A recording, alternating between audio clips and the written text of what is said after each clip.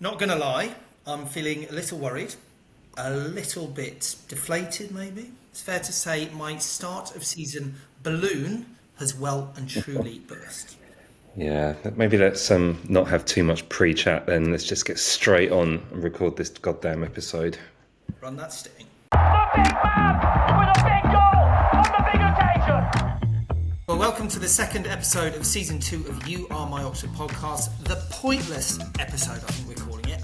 Coming up, 2 league defeats to reflect on, of course, but there was a win in the League Cup as we start our 40th anniversary campaign to regain our trophy, of course. There was also a huge announcement, wasn't there, regarding the new stadium. We're going to discuss whether a second season syndrome is a real thing. And Dan's going to get all nostalgic with another big game from 1986. All those things, Matt. And a quiz, of course. We love a quiz. Shall I ask you the question now? Go for it then.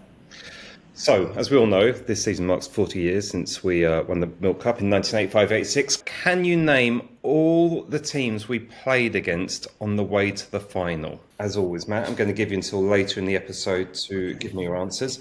There's a point for each. I think, Matt, there's one you are not going to get. I tested myself earlier on. I couldn't get one of the teams. So, in honour of our current position in the table, we're going to call that the pointless answer.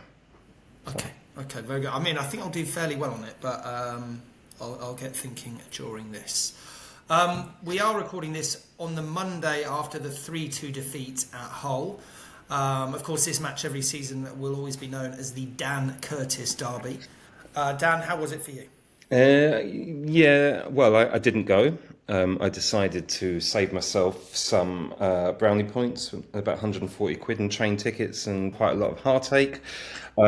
So I decided not to go this time. It's a decision I'm not regretting at the moment. Did you manage to listen, watch, or Well, follow? Well, so what happened was we had friends over, well, not friends, family over for dinner, and they turned up incredibly late, like they always do. And it meant that we were eating dinner whilst the first half was on. So, being the perfect host, I, of course, turned the TV on really loud and tried to keep an eye on it. I was a bit distracted, so I can't tell you I watched it in particular detail. I watched the second half. My impression was that would have been slightly fortuitous to get a point. But even so, having to score 2 great goals and to get so close to getting a point, it does feel like a bit of a kick in the teeth, Matt. Did you watch it yourself? Yeah, good that we stayed in the game, as you say, but it did sound rather it would have been fortuitous if we did get a 2-2 draw. I was all set to watch it on Sky because I thought this season, one of the good things was that you could pretty much watch every EFL game if you decided to. So I was all set up on the sofa in front of the TV, frantically going through Sky and couldn't find it. But apparently you can't watch every game, only ones that they choose. So I gave another £10 to the club in order to listen to the game. Yeah, you could have bought it whilst you're online. I think it's only Saturday 3 o'clock games that you're not allowed to buy via the club website or ones that have been shown by Sky. But I think you could have got it online. But what really bothered me about the game, Matt, I'm not going to lie, is that it seemed to take Hull precisely 1 minute to work out the left side of our defence is a bit of a weakness at the moment, and they exploited it. Centre of defence is a bit of an issue, clearly an issue. I guess my worry that is obviously a massive issue. Let's delve into that. I think my worry is that we don't seem to progress too much from last season, and I guess a lot of hopes still riding on Prelic, who needs to come into the team, and De Keersmaker, who I'm putting a lot of hope on. But the worry is that the current crop, without those two, without any more signings, who knows whether any more will come before the transfer window ends, would point to the fact that it is going to be a long season. I think we've got a very, very big Kieran Brown-shaped hole in our defence right now. Someone to play that left side of central defence. And the other person, obviously, we're missing a lot from last season is Ben Nelson. Very occasionally you see people on the forum saying, oh, he's going to come back. I mean, Is he started from Leicester? I've been meaning to look and haven't looked. this isn't that kind of podcast, Matt. We're not the kind of podcast where we do research into stuff like that. We think on our feet. Probably should have looked that up. And a big BDK hole too, Dan. Having not watched him play at all I can go on is, the fact he looked quite good in pre-season, and it would be very nice, obviously, to have him available at the moment. It just seems kind of a bit typical of our start to the season that he is out injured at the moment. It just seems to me that, I don't know, Matt, I've got a slight theory, which is clubs should never chase the money, right? And the pre-season tour to Indonesia just seemed like, I don't know, it just seemed like a chance to do marketing in the Far East. I know, but I don't think we put emphasis on that. That's football now, isn't it? We're Oxford United. This week got announced we've got a new Indonesian supporters club. I don't know. I'm not the one that does the finances and all that, but someone must think it's a good idea. It feels like it's biting us in the bum a little bit, and we didn't even get to win the prize either. They kind of put on this big prize for us to win, and then we didn't actually win it either. So it seems to me that we've gone out there, it's disrupted our pre-season, and we didn't even get to take the big prize home either. My other big concern, Matt, was just how inevitable it felt as we went through the game that we were going to concede late on. We just seemed to sit further and further back. Maybe like Prelic is the answer. Maybe when he's playing, the ball will stick up top a little bit better.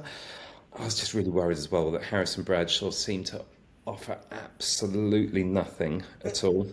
My worry with that, what you're saying, and maybe Prelic will be better at holding up, but isn't that supposed to be Harris and Bradshaw's forte? They might not get you loads and loads of goals at this level, but they'll hold the ball, they'll bring other players into play. I do worry about up front. Obviously, we've not seen Prelic yet, so let's see what he's all about. I think Vaux and Brannigan in the midfield, although has done a job, is just not quite strong enough in the Championship, and that seems to need to be improved. And hopefully, as I say, BDK coming in, and then we've got the issue at centre back. So that suddenly, I'm like, well, that's our spine, isn't it? So there are a few worries. Dan, you were at the Pompey game. I wasn't at the game. You sent me a pretty gloomy message after that game. Let's look for some positives. Tell me something that you enjoyed from that game. Well, I've got a much better seat this year than last year. Last year I was surrounded by really sweary kids and I couldn't see the halfway line because the crossbar was right in the way. This time I'm a little bit further back, so I've actually got a belting seat. What else can I tell you? I had this lovely sunny day, Matt. I had a lovely cycle along the river and stopped off at the Isis for a lovely pint before the game. And, Matt, I also managed to hand out a whole lot of flyers for our podcast and I had a lovely chat with lots of people. Okay, so some positives, that's great. Anything about the actual game or the team? Okay. Brody Spencer looked great. The Oxford final boss, Will Lancashire, had a really good game. He's had a really good game in both games. And I think Dembele's looked reasonably sharp. Jamie Cumming as well, as always. I was slightly worried that sometimes that a keeper might have a dodgy second season, but he's started the season really, really well. So there you go, some positives. I think as well, Matt, it's not beyond comprehension that in both games we could have got a point. I don't think we deserved a point really in either game, but we weren't far off a point in either. And if we got a point in both, we'd be sitting here feeling, actually, that's not a bad start to the season at all. So, I don't know. Matt, you said to me right at the start, you were worried. Talk to me. Share your fears with me. What's making you worried? I think at the start of any season, we've signed a few players and all that. I think you have that air of positivity, don't you? I think last season, I look at it, and we obviously lost at home to Pompey. And away by the odd goal to Hull, and with 2 games in, and exactly the same has kind of happened. Oh, nice. So, as I say, I'm just worried. I don't think we've improved at all, and the worries are, as I say, up front still, midfield, as I mentioned, and our very right-sided centre-back pairing. So, as I say, that's the spine of our team. So, that's kind of why I'm worried. And you go into each game now, you're like, that now looks tough. So, are there any positives? Of course there are. Two of our biggest signings we haven't seen yet. As you say, Spencer looks very, very good. Lancashire looks pretty good up top. We do have an amazing goalkeeper. So onwards and upwards. Brum and then Cov before the international break. But I think, one thing that I think this season, that the league has improved. And whereas last season you looked at games and go, right, we'll target that one, we'll pick up points, we'll target that, pick up points. We now go into Birmingham away and Coventry before the international break. And I'm like, well, how many points are we going to have before then? And then suddenly you're into the middle of September, possibly on 0, 1 or 3 points potentially. So, listen, onwards and upwards. But yes, not the greatest start to the season. Matt, only time will tell.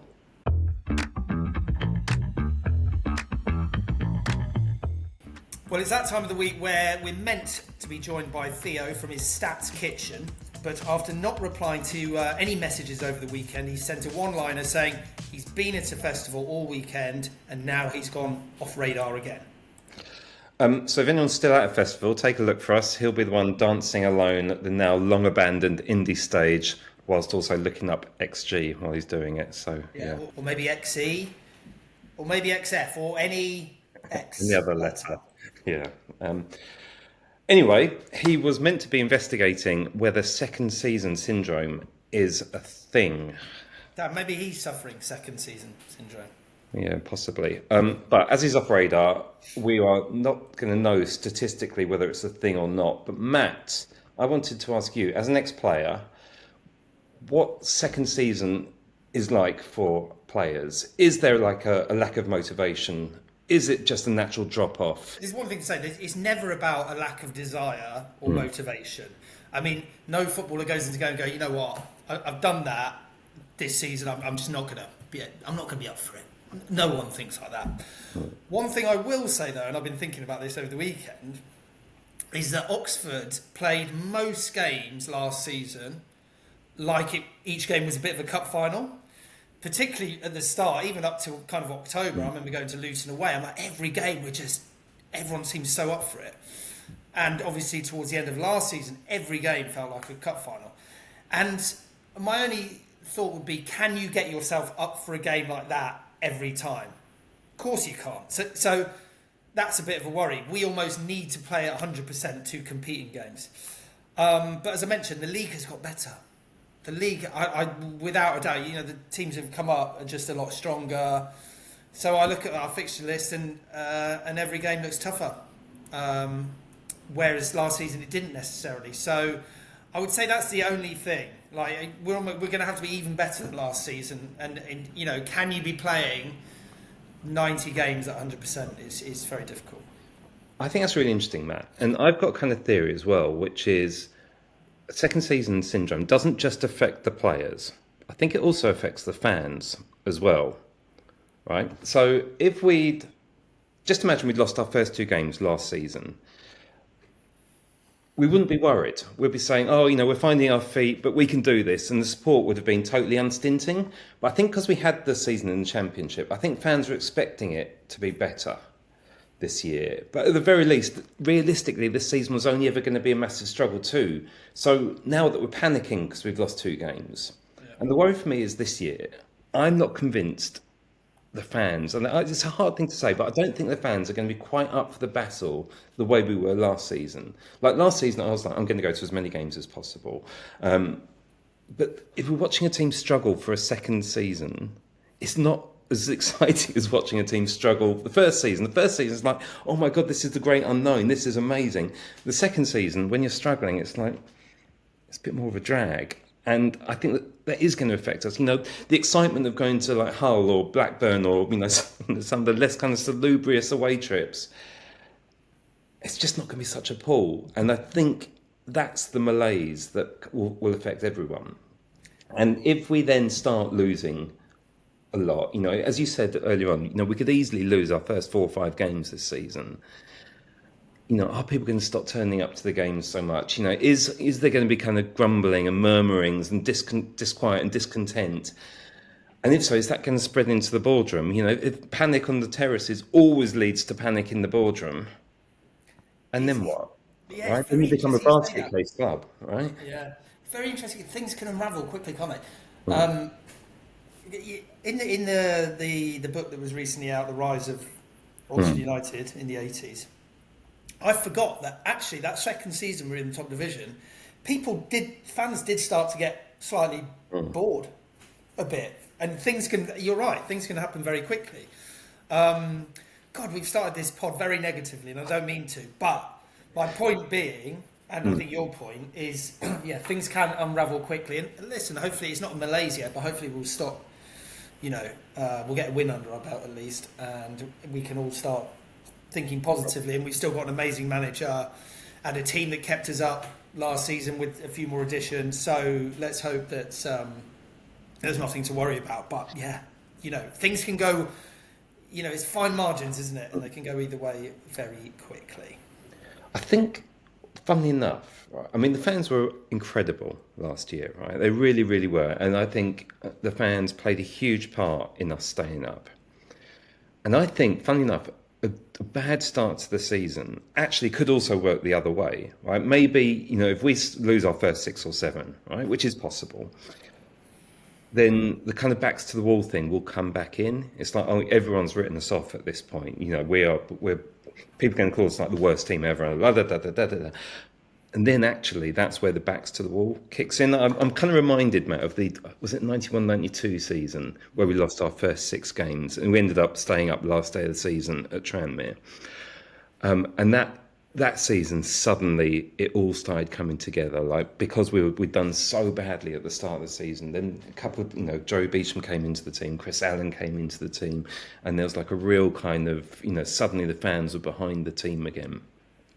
And maybe it's not necessarily like the worst thing if we do like have a really iffy start, but I'm also worried that it could all totally unravel. Don't know. Fingers crossed we'll be all right, and it all kicks off away at Birmingham, and a good win or a good performance and a result. But we will speak about that game in a little more detail soon.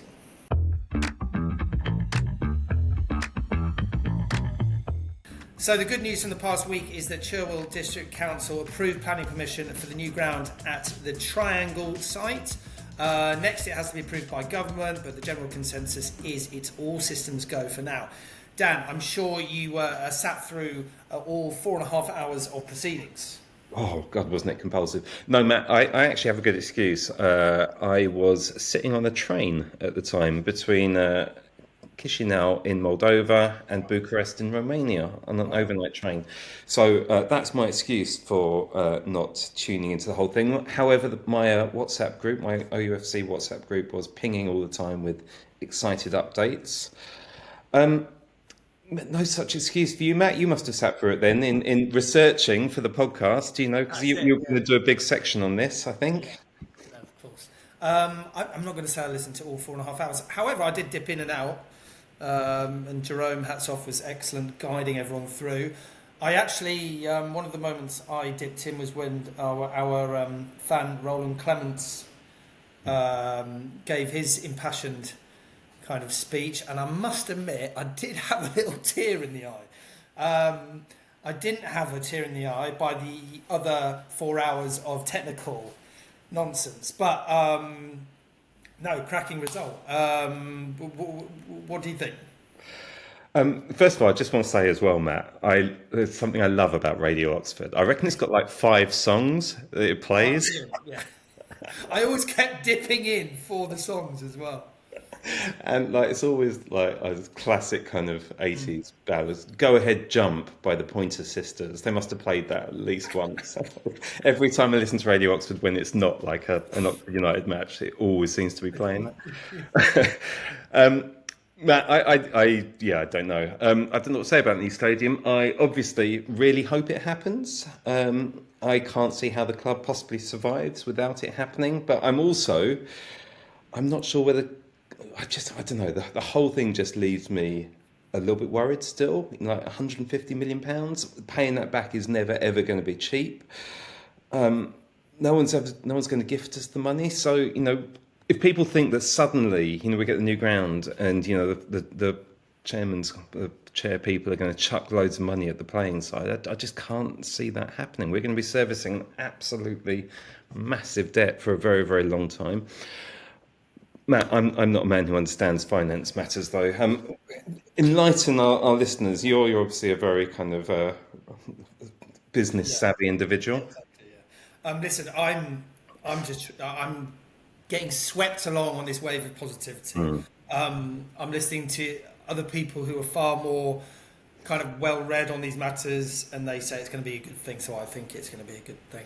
On a very, very selfish point of view, it's much closer to the area of Oxford I'm from, so will make visiting parents and match day potentially a bit easier.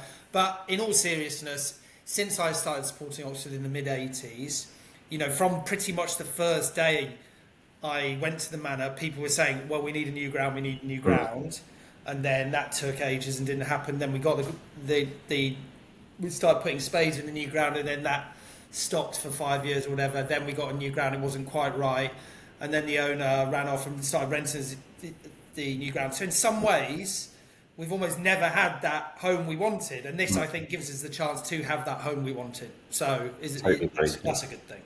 It would be. It'd be lovely to have a new ground. It'd be lovely to have a new ground that's near a train station. For me, as somebody who travels up from London, it'd be so much nicer to just get off the train at Oxford Parkway, make my life a whole lot happier. Having somewhere we can call homes, having somewhere that's not slightly embarrassing, having somewhere where hopefully... I don't know if you saw, Oxford City did was it TikTok or a tweet or something, just showing off the incredible food they do at Oxford City matches. And I was like, why can't we have that? Why can't we have lovely food? And we all know the reasons why we can't at the minute. And it lends itself a real opportunity for all those kind of things, and for being it's an opportunity to be the most sustainable club in the country or whatever. There's a real opportunity now. So let's hope we start digging and grab the opportunity by both hands. This kind of area of conversation isn't our natural habitat on this podcast. I'm not sure which area it is, but it's definitely not this. Just rambling about nonsense is our natural habitat.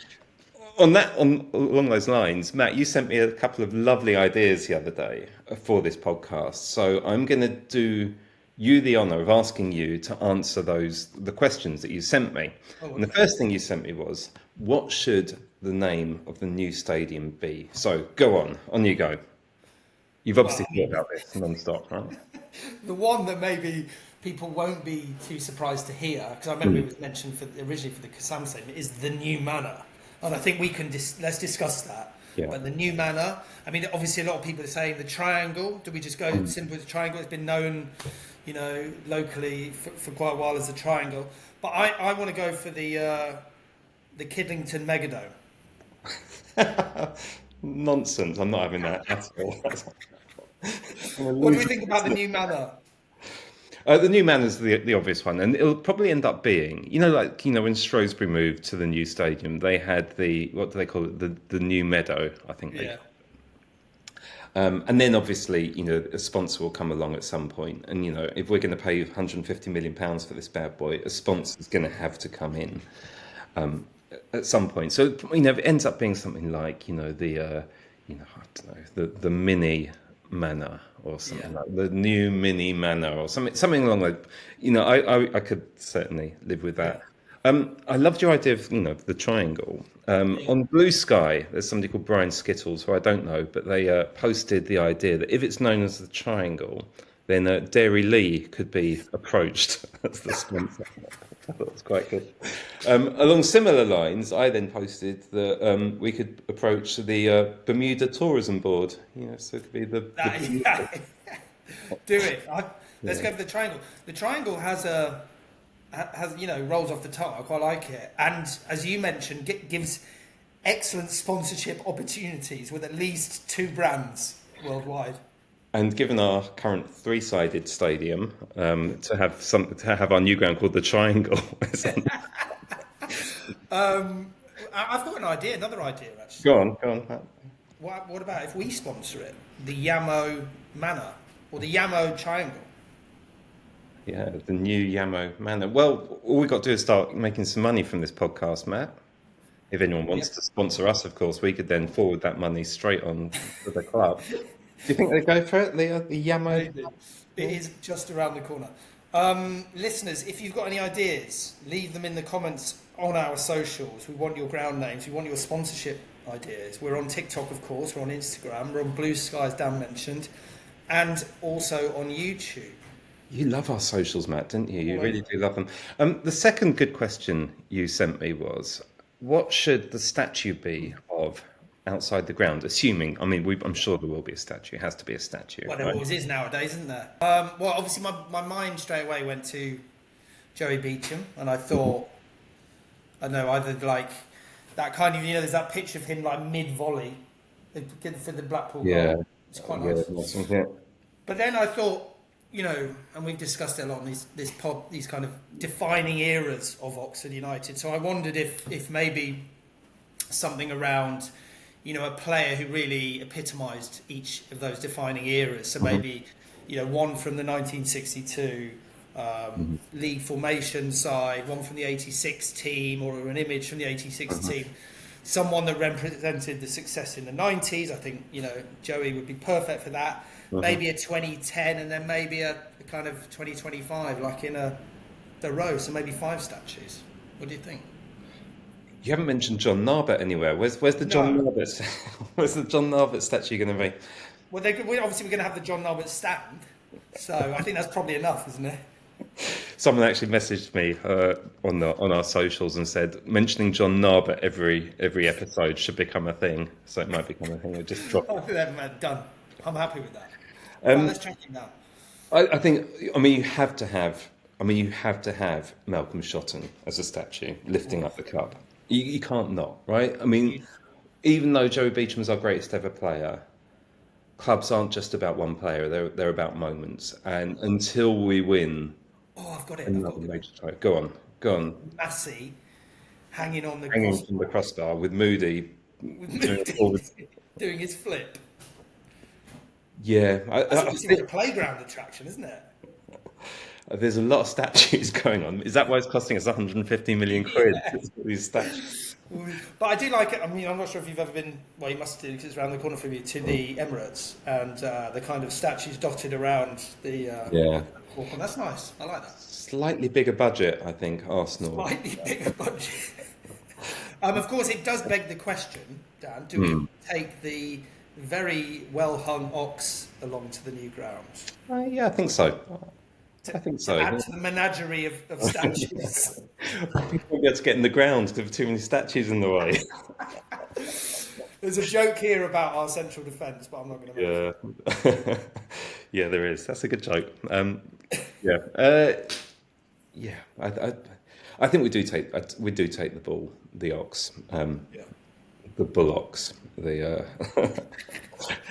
the big bollocks. Yeah, I think we do. I don't mind it, and although we never fell in love with the Kassam Stadium, it has been part of our history, and we've had some phenomenal games there over the years, and some great moments. And although we never loved it, it has been home for us. So I think we do need to reflect, and taking the well-hung ox seems like a logical thing to do. Yeah, maybe we could do this actually. Put the ox on top of like a couple of cars to like reference the car park. Nice, yeah.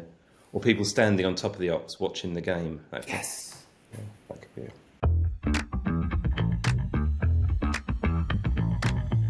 Now, there was actually some good news on the pitch to talk about, and that was a 1-0 win in the League Cup, our League Cup, over Colchester, and a beauty, an absolute, wonderful goal by Tyler. Yeah, lovely to see him rippling the onion bag after quite a absence, really. Yeah, it's been a while. It was like January last year or something. Was it even before? I think it will be a fitting way for us to celebrate our 40th anniversary of winning the trophy by, this season, I'm calling it now, re-winning the trophy, our trophy, the League Cup. That'd be nice, wouldn't it? Good to win the major trophy again and actually qualify for Europe this time. Yeah. Is that what you were doing in Moldova, Dan? Scouting potential opponents for the early rounds next season, maybe? No, I was actually on a work trip, but a nice place to visit, actually, Matt, not going to lie. I looked up, things to do before I went, and people told me it was a bit of a dump online, but actually, as anyone who follows our TikTok account, which is also doubles up as my personal TikTok account, anyone who wants to see what Chisinau is like after the Moldova, it is a rather nice and pretty city. The big team in Moldova, of course, Matt, are called Sheriff Tiraspol. They are. Not from Chisinau, but from another region. Tough opponents, I think. They are quite often in the old Champions League. Anyway, Matt, this talk of League Cup takes us back to our quiz. I asked you the question, name all the teams that Oxford played on their way to the Milk Cup final in 1986. I reckon there's one that you won't get, based on the fact that was the one that I didn't get. If you get that pointless answer, I will give you a prize. So I think I've done quite well in this, but I think maybe I'm missing one, and I did just write them down, and I'm just not. Where have I put my answers? I just write them down, but now I'm pretty sure I can do them off the top of my head. Where did I write them? Who did we play in the first round? Over 2 legs, Matt. We definitely played Northampton in the first round. Correct. We didn't play great against them. A win is a win, my friend. A bit like Colchester this year. A win is a win. A win is a win. Then we played, and I forget the order. We definitely played. Well, we definitely played Norwich because they were the holders, of course. They were, of course, the holders. You've missed out the team we played prior to that, which was Portsmouth, I think. That was my pointless answer. But we played Portsmouth after Norwich, so you're still missing whoever we played in the second or third round or whatever it was. After Northampton and before Norwich, we played somewhere else. Oh, I'm going to kick myself if I don't get this. Oh, begins with N. Begins with N. It's an N team. Oh, it's Newcastle, wasn't it? Newcastle. There you go. Yeah. Semi-final, of course. Semi-final. Yep. And then final, of course, QPR. Anyway, shall I tell you why this should have just rolled off the tongue? I mean, it should roll off the tongue because it's our greatest, achievement ever. But I'll show you. And for those listeners who are watching on YouTube, you'll have noticed a piece of merchandise over my right shoulder. Now, I'm just picking it up and I'm coming to show you here. So I'm going to call it now. This is the greatest bit of merchandise I've ever bought from Oxford United, and I bought it in pre-season. I've been meaning to tell you about it. But obviously it's like a faded black number, and it's got like a cool ox, which is kind of it's slightly distressed, so it looks cool. And then on the back, it's got, I'm not sure if you can quite see, it's got Champions 1986, a picture of Malcolm Shotton, which could indeed be the statue. It's got the team who started that day from 1 to 11, and then at the bottom it's got the opponents all the way through to the final. So yeah, Northampton, the 2-legged affair, 2-0, 2-1. You're right, into Newcastle, which I should have remembered, 3-1. Norwich City 3-1. Pompey 3-1, a lot of 3-1s. And then that double header against Villa, and then the 3-0. But I think that's the greatest bit of merch I've ever bought from the club. I'm really enjoying wearing it, and you might see me wear it at the Kassam this season. Very nice. You're a very stylish man, as always, Matt.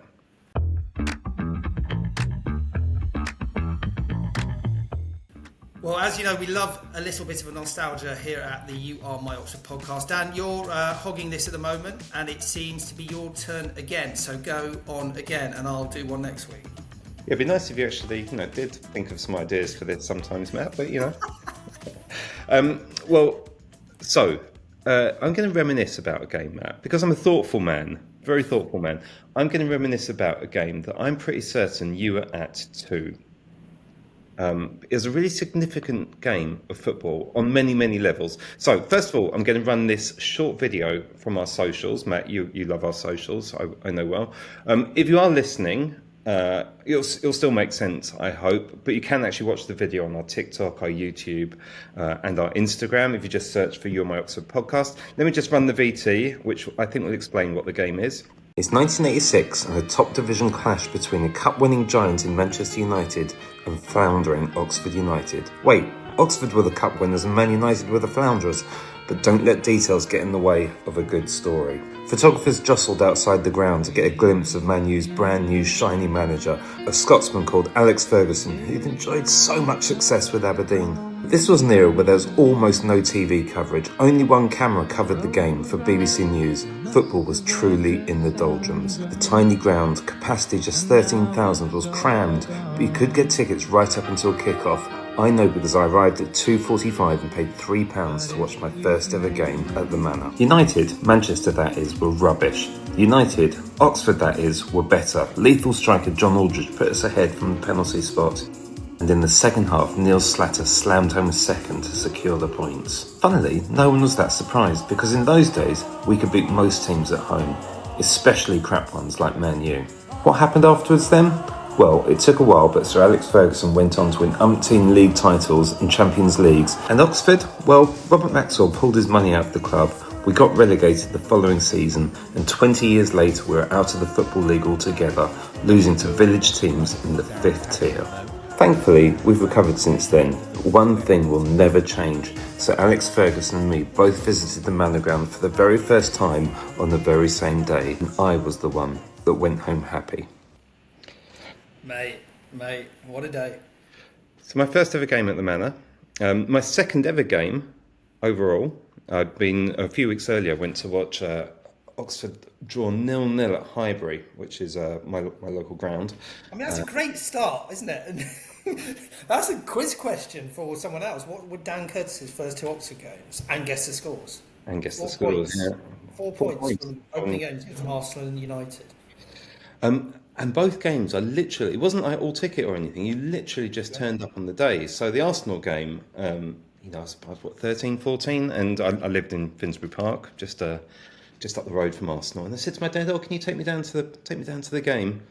And thinking he was going to come in and watch it. My dad absolutely hates football. So he walked me as far as like the end of the road where you could see the Arsenal stadium. And he said, right, there it is, down there. Sent me down. I paid my £3 and I stood on the clock end terrace. We drew 0-0. I think Jeremy Charles's last ever game for us. I think he got sent off. And all I remember is John Aldridge missing a one-on-one with John Lukic, where he took it round John Lukic and then put it wide. So could have actually won there. And then a couple of weeks later, we were visiting my grandparents who lived in Oxford. And I'd spotted that Oxford were playing Man U. So I said to my dad, will you take me and my brother up to the game? And again, he drove us up to Headington, again, dropped us off, gave us like £3 each or whatever it was to get in. It really wasn't very much. And went up to the London Road and couldn't get in there. So then walked around to the Osler Road and snuck in, totally rammed, but kind of edged our way through to the front, had like a face right up against the cage, and watched us win 2-0. And it was like, we won 2-0. Like, kind of exciting, but not, Yeah, it's funny what you remember because we also went to the game with my dad with and stood on the beach road, and my dad always used to get early to the beach road, or more often than not, and watch the coach come in and the players, and then we go back round to London Road and get some chips or whatever. And so we saw that famous footage of Fergie going in. We were actually there and saw him come in. And to your point about getting tickets right up to the day, my dad had a friend in town, I remember, and he said, do you fancy coming to the game? So we got his ticket before kick-off. Mad to think. Yeah. And until a few years ago, I had 2 programmes from that game. And 2 programmes from that game. And when Fergie retired, and everyone was doing like the VTs, retired as Manchester United manager, and was doing the VTs on his career, a lot of them were saying, oh, his first game, you know, it was like a quiz question, who's his first game against and what was the result? And obviously it was Oxford United. So then I thought, oh, that programme's going to be quite sought after. So I put it on eBay, one of them, and it went for about 50 quid. Oh, nice. Yeah. And it doesn't actually mention Fergie once in the programme at all. Because I guess they wrote the programme those days on the Monday or the Tuesday. Exactly, Yeah. exactly that. So, but yeah, 2-0, and like you say, it's like, yeah, it's not, you know, not unexpected. So, good old days. That was that season wasn't a total disaster, but I know you mentioned it earlier, but it's kind of, that was our second season in the top flight. A little bit of apathy, yeah. There was a bit of a drop off, right? It was much more of a struggle that season. Not to say that, you know, the previous season wasn't a struggle, but the previous season we scored bucket loads of goals, and of course won a major trophy. Whereas that season we didn't score so many goals. There was it was a struggle. But I guess, you know, we stayed up. We stayed up with a game to spare, which is probably better than the previous season. So I don't know. It felt like a bit of a struggle, and the following season after that was a real struggle, and crowds massively dropped off and so on. Yeah. Nice, love that little slice of nostalgia, and I'm saying it here. Next week, I will do one. I will do our little dose of nostalgia. I've already got a nice little one up my sleeve that I would love to talk about.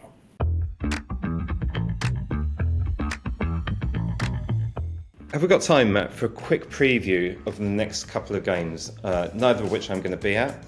First of all, Matt, Birmingham away. You're going? I am going, and it's going to be my first game of the season, having missed the first three for one reason or another. And actually, Dan, I've got a bit of a hot take for you on this one, because I'm going to put it out there, and I hate Birmingham and Wrexham more than any other teams this season. Can you guess why? I'll tell you why. Because of the term Hollywood Derby. It seems like nothing is. I've never heard anything more ridiculous in football. It's anti-football. It's made-up nonsense. I mean, you know how much coverage there's going to be of that game when it comes round this season, the Hollywood Derby. Be all over Sky, BBC will fall for it. It's Wrexham against bloody Brum. Anyway, so that's my hot take. What do you think? Do you agree with me? Or am I being overblown? Or does it make the championship more exciting? I don't know. It's Wrexham against... I've been at Wrexham away when there was like 3,000 there in total. I went to Birmingham in the 90s when there was like less than 10,000. Funny enough, I went to Birmingham, I think it's in 1989. It was a 0-0 draw. They got relegated that year, and they scored something like 20 goals all season. And they were like the worst team you've ever seen. And St Andrews was an absolute shithole, literally absolutely crumbling to pieces. And there's a crowd of less than 5,000 there. So, I mean... There you go. So, listen... The Hollywood Derby, that's the last time you will hear me say that phrase all season. But let's speak about the game. Let's speak about Birmingham. What are you thinking? I'm really worried about Birmingham. Not just the fact they'll probably beat us, and I think they probably will. I think, Matt, they might be the team that takes our crown as the only team to have won successive championships. Oh, wow. You thinking they're going to be that good this season? I think they're going to be really good, yeah. Well, that's a bit of a worry from where we go. Yeah, I mean, well, funny enough, do you remember we played them, God knows how many years ago, but we were really struggling that season in the championship, and we beat them 1-0 at their place. Was it Alex Dyer who scored or something? It's like a real unexpected win. And then we played them a couple of weeks later at our place, and they stuck 7 past us. So, so you never know. Maybe we could sneak something, but So we've got the potential championship champions, and then we've got a Premier League Brighton. So it obviously gets easier. Seriously, the League Cup, which obviously we're going to win this year, but how do you think we'll get on against Brighton's reserves? I just wish. Well, obviously we're going to win because we are literally charging towards regaining our cup. I just wish it'd been away, Matt. Yeah. I haven't been to Brighton's new ground, obviously. Last time I went to Brighton was when they played at what was it called, the Goldston. We seem to always win at the Goldston. It would be nice to visit there. It would, really nice. My brother lives just down the road in Lewis, so I could have popped in and stayed at his. That would be nice. Oh well. And then yes, and then we've got Coventry at home, which will be my first game at the Kassam this season. Will you be there, Dan? Yes, yes, I'm going to be there. I thought, Matt, what we could do actually was we could hand out some more flyers for our very popular Love it. podcast. It was really weird actually doing that. Lots of people saying, "Oh yeah, listen to that already." Oh, I mean, it wow. could be that they listen to other ones, or it could be they're just saying anything to get rid of me at You're that. allowed to listen to other ones, Dan. I don't feel bad about that. Well, We're trying to wrestle. We're trying to wrestle listeners I off think- other stations in like I just some want. kind of ITV v BBC kind of I World Cup battle. I think we deserve top spot. I'm not saying the other ones, don't have their place, but you got to think big, mate. You got to think. I want us to become media magnets. I want our podcast to become so successful that we are the next owners of this club. Right? Mate, I The think sponsorship floods in for our podcast. As the Baby YouTube steps, but royalties. there's definitely green shoots there. Then we take over the club. We buy it. Then we can call the stadium what the hell we want. It is the Yamo Manor. Sounds good. Sounds Yeah. good. Yeah, I will see you outside the ground with some flyers if you want to come and say hello, because it says that in the script here. Yeah, come and say hello to us. We're just like this in real life, Matt, aren't we? Yeah, Come and talk about John Narbit with us. Yes. Or Colin Greenall. Colin Green. Do we have to mention him as well now? Maybe. Maybe. I'm all for it. Listen, thanks for listening, everyone. If you are enjoying the pod, please recommend it to your friends or to your Oxford United WhatsApp groups. Everyone seems to have an Oxford United WhatsApp group. If you are a listener, don't forget we're on YouTube too, where you can see our handsome faces and lots of other nice video treats that we add to the video version to make it worth watching. Yeah, we'll be back in a few weeks, probably after Coventry, because that's when we've got the big studio and all the crew booked in, because as you can imagine, it takes a cast of thousands to make this good quality podcast. So we will see you then. I'm joking, but see you soon. Lovely stuff. See you soon. Take care, everyone. The big man with a big goal on the big occasion.